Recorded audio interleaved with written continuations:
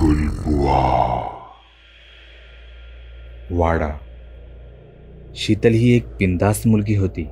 तिने कधीही तिच्या आयुष्यात आई वडिलांचे ऐकलं नव्हतं.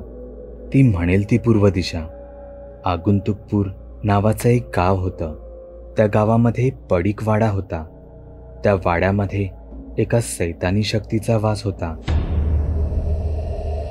गावकरी तिथे रात्रीचं काय पण दिवसाही जात नसत. त्या वाड्याची बातमी शीतलला समजली आणि तिने तिथे जायची तयारी सुरू केली. हे पाहून तिच्या आईने तिला समजावण्याचा प्रयत्न केला, पण तिने आईला ओल्ड अँड सिली वुमन म्हणून गप्प केलं. रात्री तिथे ती 11 वाजता पोहोचली. तिला तिथे एक जेमतेम 18 ते 20 वयाचा मुलगा भेदरलेल्या अवस्थेत दिसला. शीतलला त्या मुलाला घाबरवण्याची लहर आली आणि ती त्याच्याकडे गेली आणि असा का बसला आहेस असे विचारले. तेव्हा त्या मुलाने सांगितले की मला पैशाची खूप गरज आहे, त्यामुळे मी दुःखी आहे. शीतलने त्याला सांगितले की आपण या वाड्यात जाऊया. तेव्हा तो मुलगा म्हणाला की मला भूताची खूप भीती वाटते. तेव्हा शीतल त्याला म्हणाली की जर तुला पैसे पाहिजे असतील तर या वाड्यात चल. त्या मुलाने सांगितले की तू चांगल्या घरची दिसते, तू आल्या वाट्याने घरी जा. हे ऐकल्यावर शीतलला राग आला आणि ती म्हणाली की मी माझ्या आईबाबाची इज्जत ठेवत नाही तर तू कुठला. हे ऐकून तो मुलगा वाड्यात यायला तयार झाला. दोघेही आतमध्ये आले.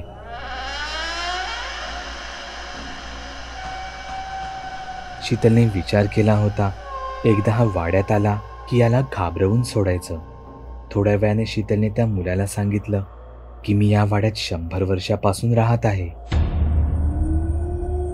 हे ऐकल्यावर तो मुलगा शांतपणे म्हणाला की मला का तू कधी दिसली नाही. एवढे बोलून त्या मुलाने आपले सुळे बाहेर काढले आणि तिच्या मानेत घुसवून तिचे रक्त पिऊ लागला. शीतल मरता मरता त्याच्याकडे पाहत होती. तेव्हा तो म्हणाला, जी आपल्या आई वडिलांची नाही झाली तिला जगण्याचा अधिकार नाही. थोड्या वेळाने त्या मुलाने वेगळे रूप धारण केले आणि तो परत बाहेर येऊन बसला, पुढच्या सावजाची वाट पाहत. गूढ. शहरामध्ये खुनाचे सत्र चालू होते. दर अमावस्या आणि पौर्णिमेला कोणा ना कोणाचा छिन्न आणि विद्रूप मृतदेह सापडत होता.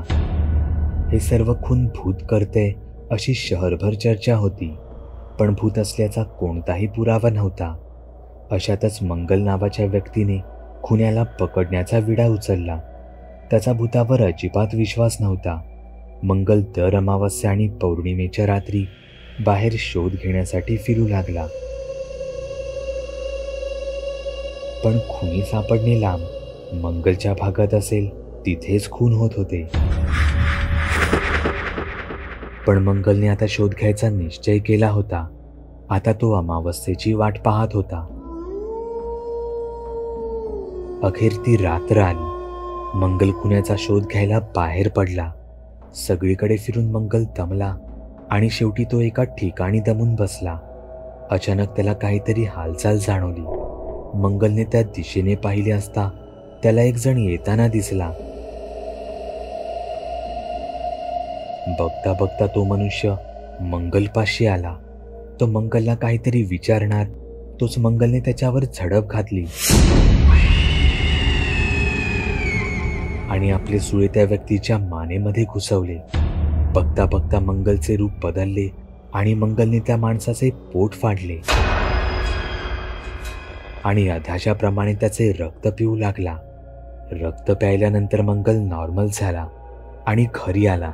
दुसऱ्या दिवशी पेपरमध्ये कालची बातमी वाचून मंगलने खुन्याला पकडण्याचा निश्चय केला आणि तो अमावस्याची वाट पाहू लागला.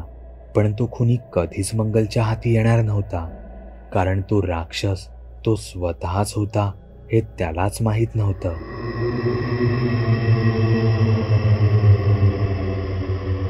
बाप. आरती आणि संतोषच्या लग्नाला 4 वर्ष झाली होती. दोघांनाही मुलगाच हवा होता आणि ही दोघांची मनापासून इच्छा होती. आरतीला दिवस गेल्यानंतर दोघांनी तपासणी करून मुलगाच असल्याची खात्री केली. आणि शहरापासून लांब ठिकाणी काही महिन्यासाठी ते राहायला गेले. तिथेच मुलाला जन्म द्यायचा असेही ठरवलं. तसेच काही महिने झाल्यानंतर आरतीने एका गोंडस बाळाला जन्म दिला. त्यानंतर ते दोघे परत स्वतःच्या घरी राहायला आले. घरात अगदी आनंदमय वातावरण होतं. काही दिवस गेल्यानंतर एके रात्री आरतीला जाग आली. तिने डोळे उघडले असता तिची नजर पाळण्याकडे गेली, तर समोरील दृश्य बघून तिची बोबडी वळाली, कारण ते बाळ चक्क पाळण्यात उभे होते आणि भेसूळ चेहरा करून मुलीच्या आवाजात आरतीला विचारत होते की मी जन्माला येण्या अगोदरच मला का मारले? मी मुलगी होती म्हणून? सांग आई, सांग. असे म्हणताच ते बाळ हसून वर उडाले. हे पाहून आरती जागीच कोसळली. काही वेळाने आरतीला शुद्ध आली. तिने भीतच पाळण्याकडे बघितले, तर ते बाळ शांतपणे झोपले होते. सकाळ झाल्यावर तिने संतोषला सर्व हकीकत कथन केली, पण संतोषने हे हसण्यावारी नेले. आरतीला आता आपण केलेल्या कृत्याची जाणीव झाली, पण आता उशीर झाला होता. मुलाच्या हव्यासापायी त्या दोघांनी एका निष्पापाचा जन्माला यायच्या अगोदरच जीव घेतला होता. काही दिवस गेल्यानंतर रात्री बाळाच्या रडण्याचा आवाज येऊ लागला. त्या आवाजामुळे ते दोघेही जागे झाले. समोर बघितले तर तिथे बाळ नव्हते. त्यांना तो आवाज शेजारील रूममधून येत होता.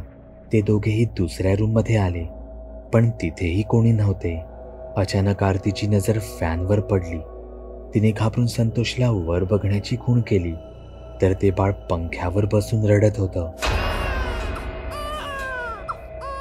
ते दोघेही खूप घाबरले. ते तिथून पळणार तेवढ्यात बाळाने त्यांच्या अंगावर उडी मारली आणि त्या दोघांनाही ठार मारले आणि ते बाळ अचानक गायब झाले. आता त्या खोलीत फक्त रक्ताचा सडा पडला होता. पैज. राजू, विजू, संजय आणि विकी हे चौघे जिवलग मित्र होते. हे सर्व एकाच गावात राहत, एकत्र काम करत आणि आनंदाने जगायचे. गावाच्या बाहेर एक पडीक बंगला होता. तिथे रात्री काय दिवसाचे पण कोणी जायचे नाही. गावकरी म्हणायचे तिथे भूत आहे, पण आतापर्यंत कोणत्याही व्यक्तीने भूत बघितले नव्हते. ही अफवा होती का खरंच भूत होते हे देवालाच माहीत. चौघ्या मित्रांपैकी राजू हा जरा घाबरट होता, म्हणून बाकीच्या तिघांनी त्याची मजा घ्यायची असे ठरवले. असेच संध्याकाळी काम संपवून चौघेजण पडवीत गप्पा मारत बसले होते.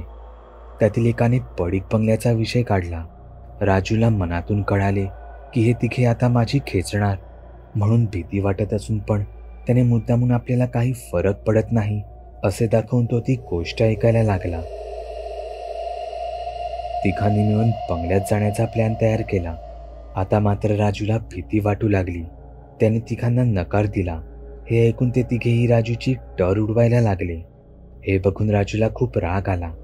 रागाच्या भरात राजूने सांगितले, मी कोणालाही भीत नाही. उद्याच एक रात्र मी बंगल्यात राहून दाखवीन. हे ऐकून त्याचे मित्र हसायला लागले. त्यांचे हसणे पाहून राजू अजून चिडला आणि त्याने शब्द दिला, उद्या रात्री 9 पासून सकाळी 7 वाजेपर्यंत मी बंगल्यात राहणार आहे. एवढे बोलून राजू रागाने निघून गेला. घरी आल्यावर राजूला झोप काही येत नव्हती. शेवटी त्याने मनात विचार केला, भूत वगैरे काही नसते. जर बंगल्यात खरंच भूत असते तर आतापर्यंत एकाला तरी दिसले असते. दुसऱ्या दिवशी बरोबर रात्री 9 वाजता ते चौघेही बंगल्याच्या बाहेर जमले. बाकीचे तिघेही राजूकडे बघून हसत होते.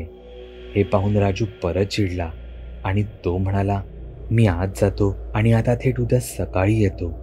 एवढं बोलून तो बंगल्याच्या आवारात शिरला. बाकीचे त्याचे 3 मित्र राजूची गंमत बघायला बाहेर थांबले. राजूने आतमध्ये प्रवेश केला. सगळीकडे काळाकुट्ट अंधार पसरला होता.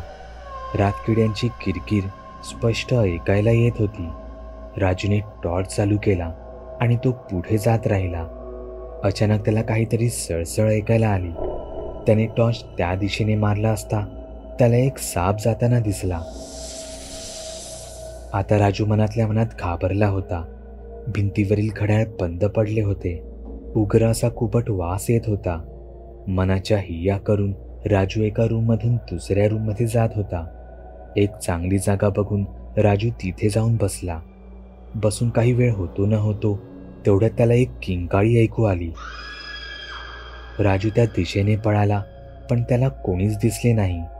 अचानक राजूला एक छोटा ड्रम हलताना दिसला.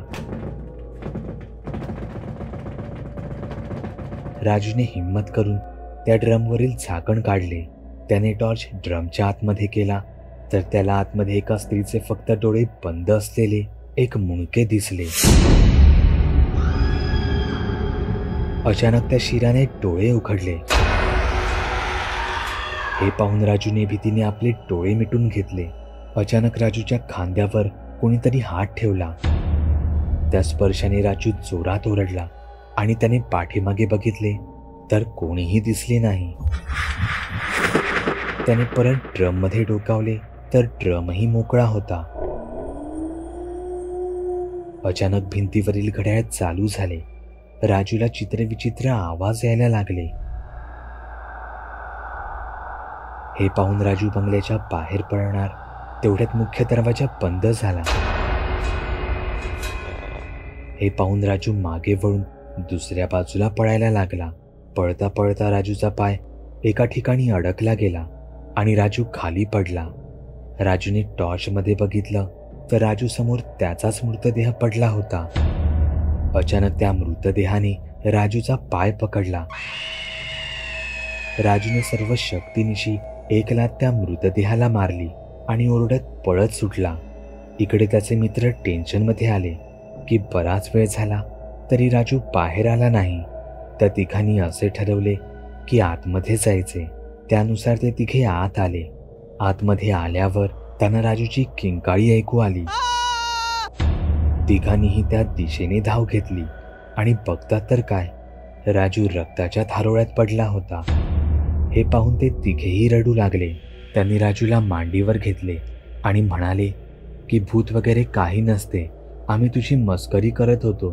हे ऐकून राजूने समोर हात केला आणि जीव सोडला. समोर बघताच तिघांना एक बिना चेहऱ्याची उलटे पाय असलेली बाई हातात सुरा घेऊन त्यांच्या दिशेने पळत येताना दिसली. दुसऱ्या दिवशी बंगल्याच्या बाहेर चौघांचे मृतदेह गावातल्या लोकांनी बाहेर काढले होते. तुम्ही सुद्धा तुमच्या गोष्टी बागुल बुवाला मेल किंवा मेसेज करू शकता. बागुल बुवा. चॅनलवर अपलोड केलेल्या नवीन व्हिडिओची नोटिफिकेशन मिळवण्यासाठी चॅनल सबस्क्राईब करायला विसरू नका. व्हिडिओ आवडला तर आमच्या मेहनतीचा मोबदला म्हणून तो लाईक करून मित्रांसोबत जरूर शेअर करा.